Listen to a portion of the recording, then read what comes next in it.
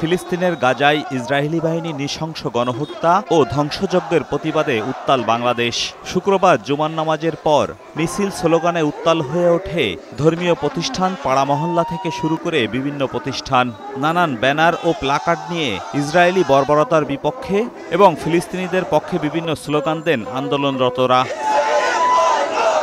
রাজধানীর বাইতুল মুকাররম এলাকায় জুমার নামাজের পর বিভিন্ন ইসলামিক দল ও সংগঠনের ব্যানারে বিক্ষোভ সমাবেশ ও মিছিল করা হয়। এ সময় আন্তর্জাতিক সম্প্রদায়কে ইসরায়েলের উপর চাপ প্রয়োগ করে গণহত্যা বন্ধে কার্যকর পদক্ষেপ নেওয়ার আহ্বান জানানো হয়। ইসরায়েল তো একটি ক্ষুদ্র এবং জারজ রাষ্ট্র, যার কোনো বৈধতা নেই। সারা বিশ্বে তাদের পণ্য বর্জন করতে পারি, তাহলে এই যুদ্ধ থামানো সম্ভব। মোহাম্মদপুরের প্রতিটি পাড়া মহল্লা থেকে ইসরায়েল বিরোধী বিক্ষোভ মিছিল বের করে মুসল্লিরা। পুরনো ঢাকার চকবাজারে বিক্ষোভ করেছে ইসলামী ঐক্য জোট। বিক্ষোভ মিছিল করেছে লালবাগ এলাকায় বিভিন্ন মসজিদের খতিব ও ধর্মপ্রাণ মুসলিম জনতা। এসব আয়োজন থেকে ফিলিস্তিনকে মুক্ত ও ইসরায়েলি পণ্য বয়কট করার আহ্বান জানানো হয়।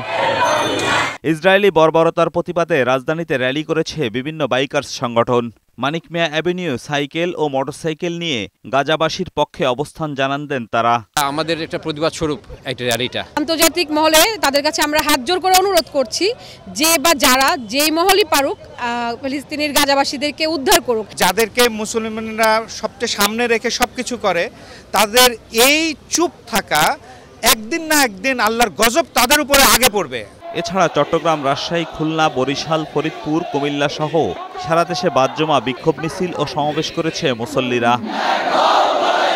এজাজুল হক মুকুল, বৈশাখী সংবাদ, ঢাকা।